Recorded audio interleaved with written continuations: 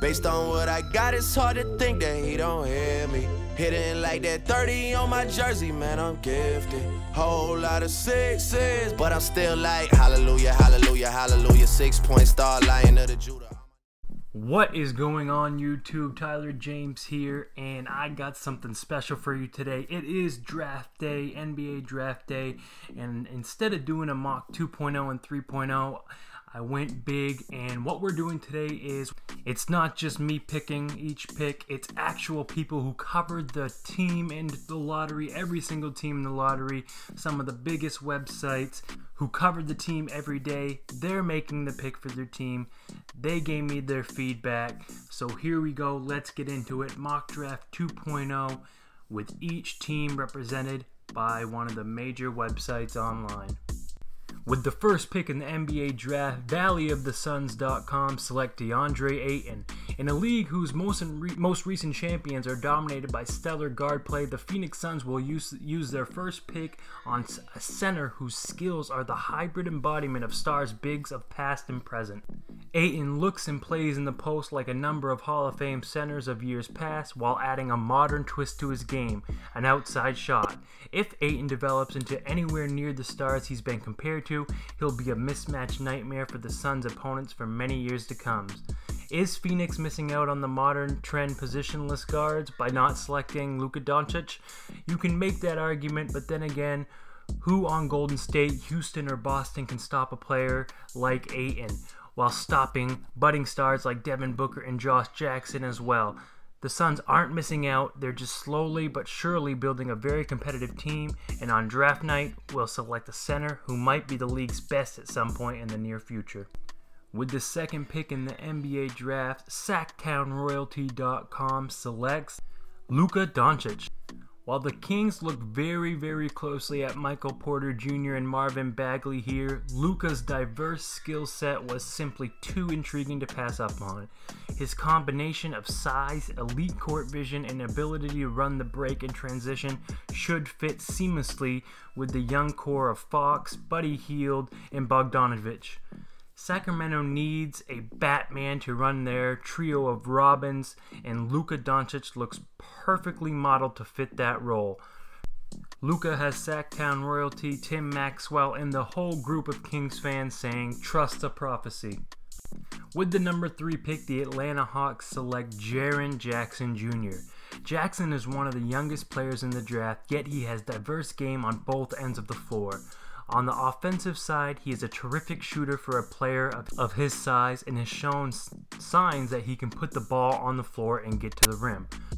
On the defensive side of things, he has elite length with a 7'5" wingspan and is capable of rim protecting, and he can get out and guard the perimeter as well.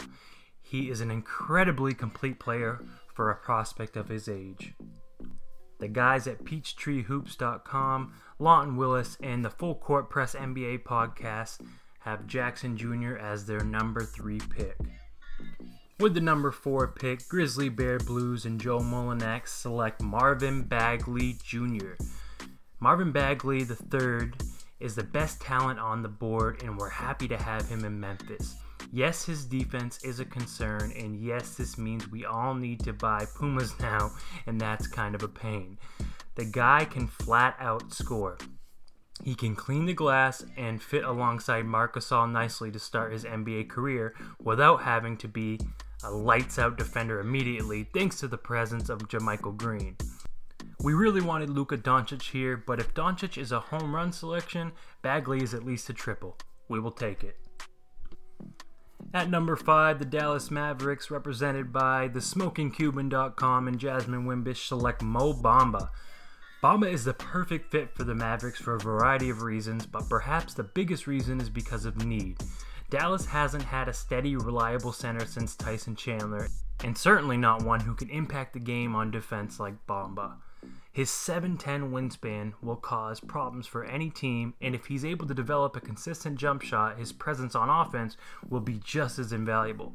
Plus, the pick and roll between him and Dennis Smith Jr. will be a sight to see for many years to come. With the number 6 pick, the Orlando Magic, represented by OrlandoMagicDaily.com and Philip Rossman-Reich, select Trae Young. Quite simply, the league is going in a smaller direction that seems to require guards who can attack off the dribble and shoot from long range. Trae Young seems like a perfect fit for this modern NBA vision. He truly is a player that has a lot of Steph Curry influence, but he's more than just a shooter. He's a playmaker and someone who can warp defenses with his drive as much as his shot. Defensive bigs are good and still have value, but this league is trending towards guards who can change games with their scoring. That is Trae Young. With the number 7 pick representing the Chicago Bulls, Pimp It Ain't Easy, at Bulls Beat Blog, at Chai Sports Updates. With the 7th pick in the NBA draft, the Bulls draft Michael Porter Jr. Porter is a former 5-star recruit out of high school and was ranked the nation's number 2 overall prospect in the 2017 class. The reason I think the Bulls should draft Michael Porter Jr. is that I think he's the best player in this draft. Before his injury, Porter dominated every game. MPJ has the potential not only to be a star in the NBA, but a potential superstar.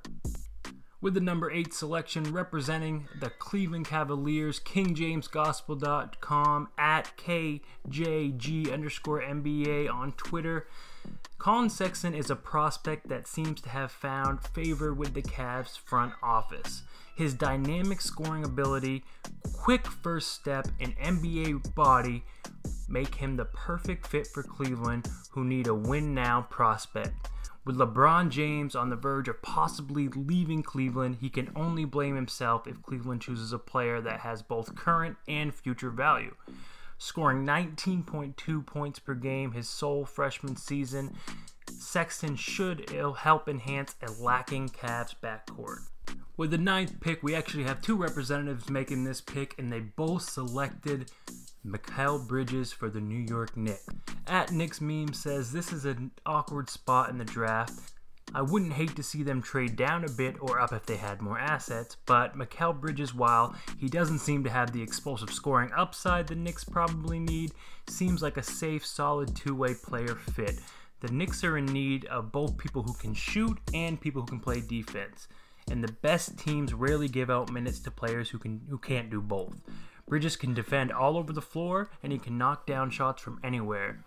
He's a 2-time NCAA champion and NBA-ready talent right now. Bridges won't lift the Knicks out of the sunken place all by himself, but that's not what you look at with the 9th pick.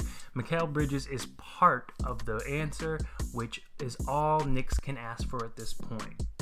KnicksTapeNY.com and at KnicksTape on Twitter add, the Knicks have a lot of needs, but in the wake of Carmelo Anthony trade, small forward is one of the areas that require serious improvement.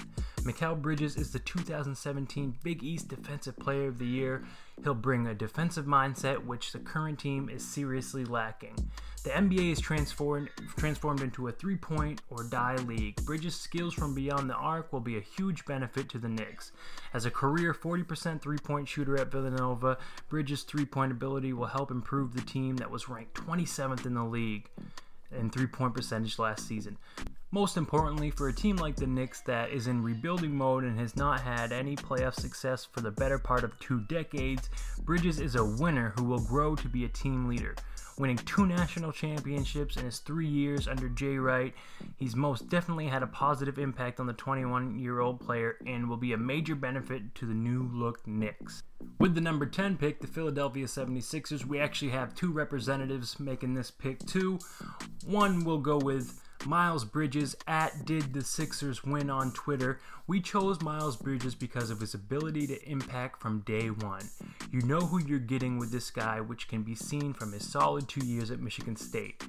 Being able to bring Miles off the bench for a scoring punch would help the Sixers tremendously, and although there may be more high upside guys on the board at number 10, the Sixers aren't in any position to take a risk on a project, and instead need someone to contribute from day one. An athlete who can create for the second unit. He may also be viewed as a tweener and might struggle to stick with the speed of the NBA threes on the perimeter or size with the NBA fours in the post, but being surrounded by versatile defenders like Ben Simmons and Robert Covington should help him. Mikal Bridges out of Villanova would have been the preferred option here, but if he's off the board, Miles isn't a bad consolation prize. As a bonus sleeper pick for the Sixers, we have Keith Pompey, at Pompey on Sixers on Twitter, Sixers beat writer. He's going with Kevin Knox. The Sixers decided to go with the guy with arguably the biggest upside in the draft. Knox, who doesn't turn 19 until August 11th, can play both forward positions and initially be a rotation guy off the bench. The hope is that he'll be a key contributor a couple seasons down the road. With the number 11th pick for the Charlotte Hornets, represented by BringBackTheBuzz.net, they select Shai Gilgeous-Alexander. Is going when it comes to not having positions and being versatile.